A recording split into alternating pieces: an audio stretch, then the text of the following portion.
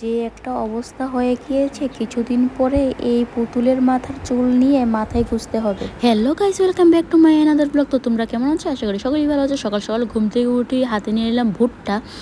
মানে আমরা এটাকে মগদানা বলি। তো এটা আগে সিদ্ধ করে নেব। আমার খুব ফেভারিট, কার কার ফেভারিট সবাই কিন্তু কমেন্ট সেকশনে বলো।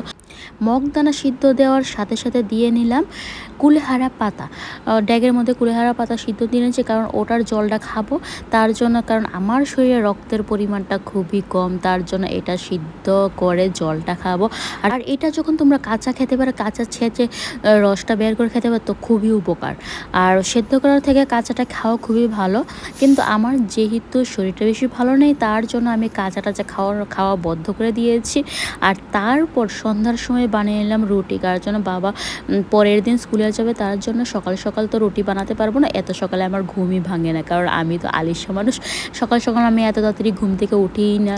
সকালে পূজা টুজা দিদা দিয়ে এনে আমি তারপর ঘুম থেকে উঠি। তো সকাল সকাল তো ঘুম থেকে উঠতে পারবো না, তার জন্য ভাবলাম যে সন্ধ্যার সময় রুটিটা বানিয়ে রেখে দিই। তো রাতের বেলায় আমি রুটি বানিয়ে রেখে দিয়েছিলাম বাবার জন্য। তো বাবা সকালবেলা রুটি উঠে খেয়ে চলে যায়। আর আমি সকালে যেই লেটে উঠি, মানে আলিশান এক নাম্বার। আমি 8টা কি 8:30টার সময় ঘুম থেকে উঠি, এতটা আলিশা। কিন্তু উঠে না খেয়ে মুখে দিয়ে এতটা তাই যায়, কারণ যেহেতু মা বাড়িতে নেই, তো তার জন্য পরিশ্রমটা বেশি আমার উপর দিয়ে যায়।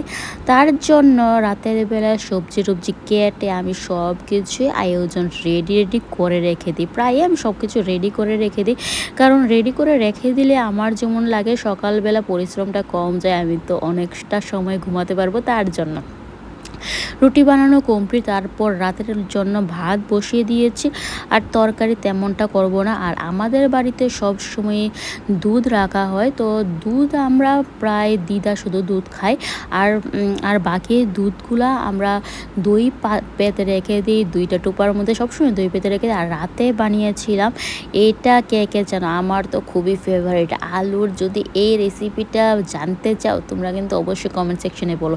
এটা খেলে মানে মুখে জল এসে পড়বে এমন, তুমি সব ভাত খেয়ে নেবে শুধু এটা দিয়ে, আর কিছু দরকার নেই। তারপর রাতের বেলা ঘুমিয়ে গিয়েছি, কারণ এতটা পরিশ্রম লাগছে কেন জানি না, আমি তো কিছু করিনি, তবু আমার এতটা পরিশ্রম লাগলো। তো সকাল সকাল উঠে দেখে দিদা পুজো টুজো দিয়ে সেরেছে। তারপর সকালে উঠে আমি স্নান করে ফেললাম। আর তারপর দেখো এই ডামিটার চুলগুলো আঁচড়ালাম। অনেকদিন যাবৎ এটা চুল আঁচড়ানো হচ্ছে না, আর এই পরিমাণ চুল আমাদের মাথায় যদি থাকতো না, মানে কি বলবো। আর কয়েকদিন বাকি আমাদের মাথা থেকে সব চুল উঠে যাবে, তারপর এই ডামির চুল বেছে বেছে মাথাতে গুঁজবো, কারণ মাথাতে তো চুলই নেই, চুল থাকবেই না। কিছুদিন বাকি শুধু টাকলা হওয়ার, মানে আর কিছু বলার নেই, এত পরিমাণ চুল ঝরে। তারপর কারেন্টের বিল দেওয়াটা খুব প্রয়োজন, কারণ কারেন্টে সকাল থেকে টুটু শব্দ করছে। বাবা স্কুল থেকে এসে বলল কারেন্টের বিলটা দেওয়া আসার জন্য। তো আমি চলে গেলাম কারেন্টের বিল দেওয়ার জন্য। আর ঘরে দেখি মরিচ নাই, লঙ্কা যেটা হয় ওটা নেই, ওটা নিলাম, কারেন্টের বিল দিলাম, তারপর দিদার জন্য ঔষধ নিলাম, তারপর বাড়িতে চলে আসলাম। আর সন্ধ্যার সময়, সারাদিনে আমি পরে ঘুমিয়েছি, সন্ধ্যার সময় 1 লিটার দুধ, আমার দুধটা দুপুরেই দিয়ে গিয়েছিল, কিন্তু আমার আলিশার কারণে আমি দুধটা ফ্রিজে রেখে দিয়েছি। আর এই পরিণতি হলো, কি বলবো, দুধটা পুরোটা ছানা হয়ে গিয়েছে। এতটা কষ্ট লেগেছে, কিছু নেই, কিছু করারই ছিল না। তো ছানা যখন হয়ে গিয়েছে, পুরোপুরি ভালো করে ছানা করে নিই। তো পুরোপুরি ছানাটা করার জন্য আমি লেবুর রস দিয়ে দিলাম। সবচেয়ে ভালো হয় ফিটকারি দিলে পুরোটা ছানা উঠে যায়, কিন্তু ঘরে ফিটকারি ছিল না, তার জন্য ভাবলাম যে একটু লেবু চিপে দিয়ে নিই। লেবু চিপে দিলে পুরোটা ছানা উঠবে না, কিন্তু কিছুটা পরিমাণ উঠে যাবে 1 লিটার দুধ কিন্তু এইখানে।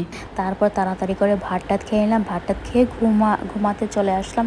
আর প্রথমে আমি চুলটা বেঁধে নিলাম। সবসময় রাতের বেলা আমি চুলটা বেশিরভাগই বেনি পাকিয়ে ঘুমা। আর চুলের অবস্থা দেখো, ঘোড়ার লেজ না, মানে ইঁদুরের লেজ হয়ে গিয়েছে। তো সবাইকে গুড নাইট, নেক্সট ব্লগে দেখা।